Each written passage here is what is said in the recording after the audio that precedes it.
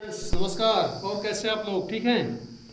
चलिए आज हम लोग इस वीडियो में एक अगला टेंस देखेंगे और हम लोग आज पास्ट टेंस में आ रहे हैं। पास्ट इंडेफिनिट और पास्ट कंटिन्यूअस हम लोग कंफर्म आज करेंगे, क्लियर करेंगे। आज पास्ट का मतलब हुआ बीता हुआ, जो चीज़ बीत गई है वो पास्ट हो गया है। तो जैसे हम लोग बीती हुई चीज़ों को बोलते हैं, कोई घटना को बताते हैं, किसी ऐतिहासिक फैक्ट को लिखते हैं, तो उसमें हम लोग पास्ट इंडेफिनिट टेंस का ही मैक्सिमम यूज करते हैं। और अगर कोई पास्ट में कंटिन्यूअस चीज़ें हो रही, लगातार हो रही चीज़ें, उसको हम लोग पास्ट कंटिन्यूअस में लिखते हैं। आप ये समझ लीजिए, किसी की आदत हो या किसी का काम करने का तरीका रहा हो, किसी के बारे में कुछ एक्सप्लेन करना हो, आपको पिछली घटनाओं को कुछ बताना हो आपको, हम लोग उसमें पास्ट इंडेफिनिट का प्रयोग करते हैं। जितनी भी ऐतिहासिक घटनाएं होती हैं, जो भी पास्ट की घटनाएं होती हैं, सभी को हम लोग पास्ट इंडेफिनिट टेंस में लगभग हम लोग लिखते हैं। पास्ट इंडेफिनिट टेंस की सबसे खास बात यह है कि इसके सिंपल सेंटेंस में क्रिया का सेकंड फॉर्म यूज होता है किसी भी सब्जेक्ट के साथ में। He, they, she, I, we, you, they, Ramesh, Mahesh, with every subject, कोई भी सब्जेक्ट हो, सबके साथ क्रिया का सेकंड फॉर्म यूज होता है। जैसे he went to the school, he went to the school, यानी वो स्कूल गया। He went to the school, I went to the school, you went to the school, they went to the school. यहाँ पर हम लोग किसी भी subject का यूज कर सकते हैं। ही की जगह पर आई भी कर सकता है, आई की जगह पर यू भी कर सकते हैं, यू की जगह पर दे भी कर सकते हैं आप। यानी सभी के साथ यहाँ पर क्रिया का सेकंड फॉर्म यूज होगा सिंपल सेंटेंस में। लेकिन जब नेगेटिव बनाएंगे, नेगेटिव बनाने समय हम लोग वहाँ पर डिड का यूज करेंगे, हेल्पिंग वर्ब का। और जब डिड हेल्पिंग वर्ब आ जाएगी तो सभी क्रियाएं अपने फर्स्ट फॉर्म में आ जाएंगी, अपने ओरिजिनल फॉर्म में सभी क्रियाएं आ जाएंगी। यहां पर था they went to the school, यहां पर हो जाएगा दे डिड नॉट,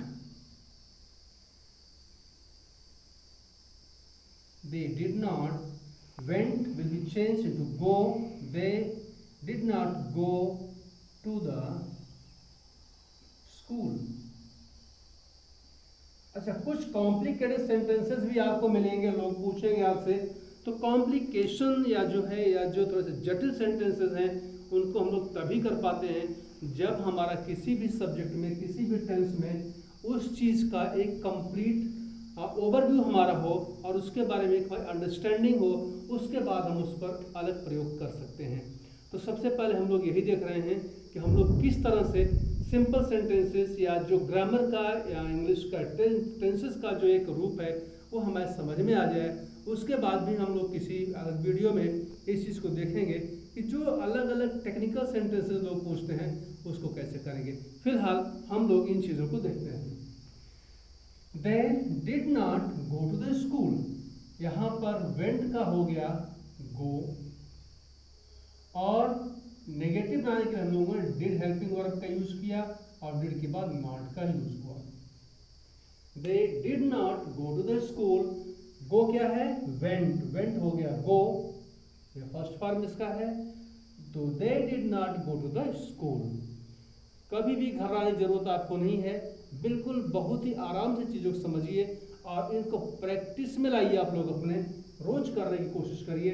इंट्रोगेटिव जैसा आपको मैंने बताया था, इंट्रोगेशन दो तरह के होते हैं, एक होता है यस और नो टाइप इंट्रोगेटिव सेंटेंसेस और दूसरे होते हैं डिस्क्रिप्टिव टाइप ऑफ क्वेश्चंस। तो जिनको हम लोग यहाँ पर शुरू करते हैं हेल्पिंग वर्ब से, did, they go to the school,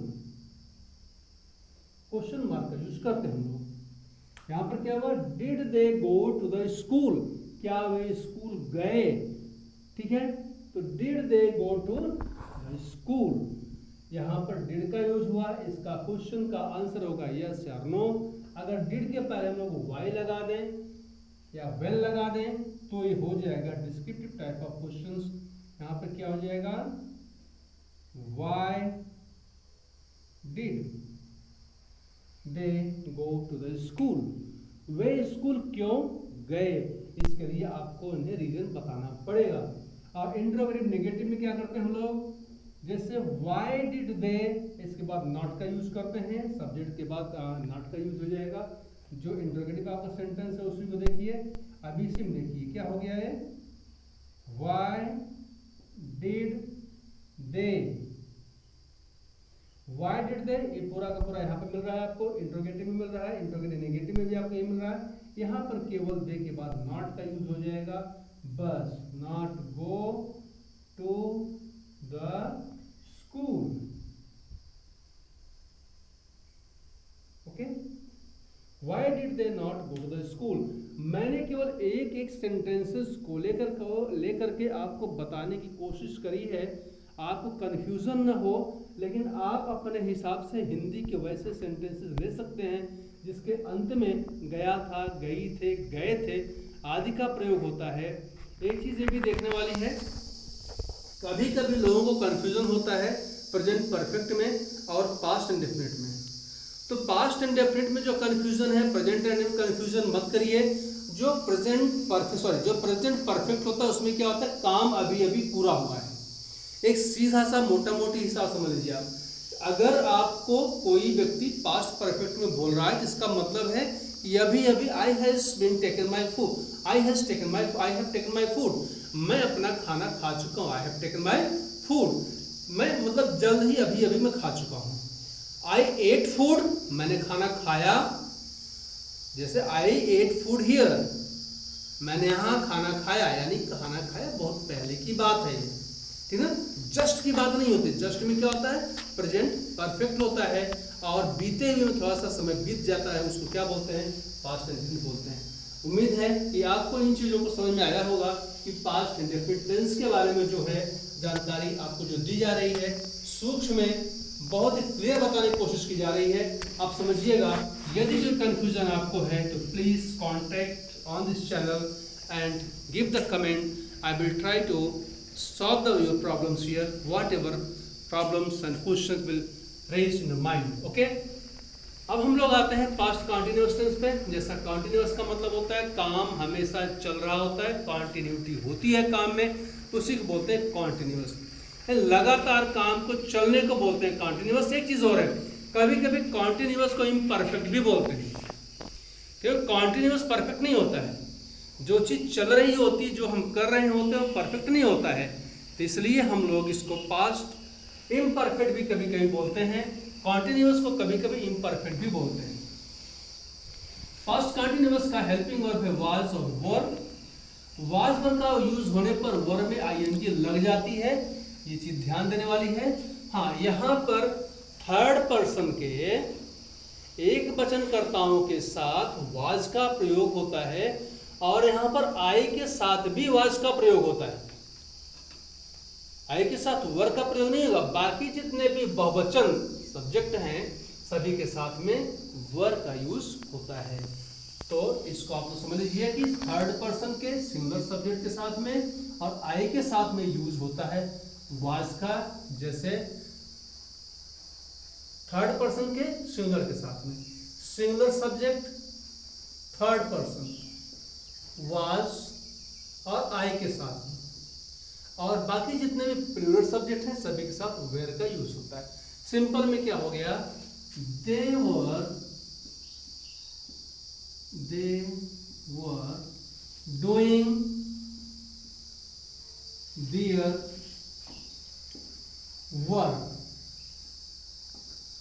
वे लोग अपना काम कर रहे थे। They were doing their work, सीधा सीधा सा है, रहा था, रही थे, रहे थे हिंदी में जब आता है तो होता है पास्ट कॉन्टिन्यूअस। वो जा रहा था, वो जा रही थी, हम गा रहे थे, वो खा रहा था, रहा था, रहे थे, जिससे ये बोध होता है कि भूतकाल में, पास्ट टाइम में काम चल रहा होता है। तो वो चीज यहां पर है, दे वर डूइंग देयर वर्क, अपना काम कर रहे थे, वे अपना काम नहीं कर रहे थे। They were not doing their work, बहुत ही आसान है, बहुत ही आसान है, घबराइएगा नहीं। They were not doing their work. यदि आपको इंग्लिश में शुरू से भी कोई दिक्कत है, आपको इंग्लिश शुरू भी करना है, तो भी आप बताइएगा, उसके लिए भी अलग वीडियो बनाया जाएगा जिसमें कि आपको भी जानकारी दी जाएगी कि आप शुरू से शुरुआत कैसे कर सकते हैं। ग्रामर पोर्शन होने के बाद हम लोग साथ में करेंगे इसमें हाई स्कूल इंटरमीडिएट के जितने भी आपके टेक्स्ट बुक्स हैं, ग्रेजुएशन में जो टेक्स्ट बुक्स हैं सभी यूनिवर्सिटी में जो चलती हैं मोटा मोटी, उन्हीं जो ऑथर्स की चीज़ें हैं, जो पोएट्स की हैं, उनको भी एक्सप्लेन किया जाएगा आपको। तो पहले हम लोग टेंसेस पर, ग्रामर पर थोड़ा ध्यान फोकस करते हैं, उसके बाद लिटरेचर में भी हम लोग चलेंगे, उसके भी वीडियो आपको शेयर किए जाएंगे। They were not doing their work, वे अपना काम नहीं कर रहे थे। They were doing their work, अपना काम कर रहे, they were not doing their work. Interrogative में क्या हो जाएगा, गेस करिए और लिखिए। इसका इंट्रोगेटिव लिखिए आप लोग, अपना जरा सा लिख लिए। जब भी पढ़ने बैठिए तो कॉपी और कलम आपके हाथ में हो। You must take your copy and your pen whenever you are sitting for study. Okay? Here they were doing their work. They were doing their work का आप लोग इंट्रोगेटिव क्या बनाएंगे, were पहले आ जाएगा। Sorry. Were they doing their work? Spelling देख लीजिएगा, writing थोड़ी अच्छी नहीं है। Work, were they doing their work, क्या वे अपना काम कर रहे थे? ठीक है ना, क्या वे अपना काम, were they, WERE, were they doing their work. यहां पे वर लग गया, इसका जवाब क्या होगा? मैंने कई बार हर वीडियो में आपको बताया है कि जब भी कोई प्रश्नवाचक केवल हेल्पिंग वर्ब से बनेगा तो उसका उत्तर यस या नो में होगा। और इसके पहले वेर के पहले हम लोग, वर के पहले हम लोग वाई लगा दें, अगर why, A B, why were they doing their work, अपना काम क्यों कर रहे थे, डिस्क्रिप्टिव हो जाएगा। ये आपका हो गया इंट्रोगेटिव। एक ही सेंटेंस को लेके चल रहे हैं जिससे आप कंफ्यूजन क्रिएट ना हो, इससे संबंधित आप लोग अलग अलग चीज़ों को, अलग अलग सेंटेंस को बनाते रहिए और हमको अपलोड करते रहिए चीज़ों को। आपको हम देख के आपको बताएंगे सही है कि गलत है आपका। कोई कंफ्यूजन आप पूछिएगा। ये आपका हो गया interrogative sentence. Now we are coming in on interrogative negative sentence. जैसा मैंने बताया आपको, इंट्रोगेटिव नेगेटिव सेंटेंस में क्या होता है, जो इंट्रोगेटिव सेंटेंस होता है उसी में जहां पर सब्जेक्ट आता है, सब्जेक्ट के बाद नॉट का प्रयोग। जैसे यहां पर देखिए, Why were they, ये चीजें यहां पर लिखी गई, यहां तक यहां पे लिखा गया है। Why were they, not का प्रयोग हो जाएगा यहां पर, not, यहां पर not का हो जाएगा, not doing their work। Why were they not doing their work, वो अपना काम क्यों नहीं कर रहे थे। आपको समझ में आया कि ये हो गया पास्ट कंटिन्यूअस टेंस, हो गया past indefinite tense. Past indefinite और पास्ट कंटिन्यूअस हम लोगों ने एक एक सेंटेंस को एग्जांपल लेके किया है। इसमें जरा भी आपको कोई दिक्कत है महसूस तो नहीं होनी चाहिए, क्योंकि यदि आपने थोड़ा बहुत पढ़ा है, इसको एक आपका गाइडलाइन हो जाएगी, आपको गाइडेंस मिल जाएगा कि कैसे इन चीज़ों को हम बनाते हैं। वेरी वेरी सिंपल, इंटरेस्टिंग, और इसको इंटरेस्ट से पढ़िएगा। कभी भी पढ़ाई को बोझ मत समझिएगा, इंटरेस्ट से पढ़ेंगे, इंजॉय करके पढ़ेंगे, नॉलेज को गेन करने के लिए पढ़ेंगे तो आपको जोर आएगा। चैनल को सब्सक्राइब करिए, शेयर करिए और लाइक करिए। अगली वीडियो में हम लोग मिलते हैं पास्ट परफेक्ट और पास्ट कंटिन्यूअस टेंस को लेकर के। तब तक अपना ख्याल रखिए। जय हिंद।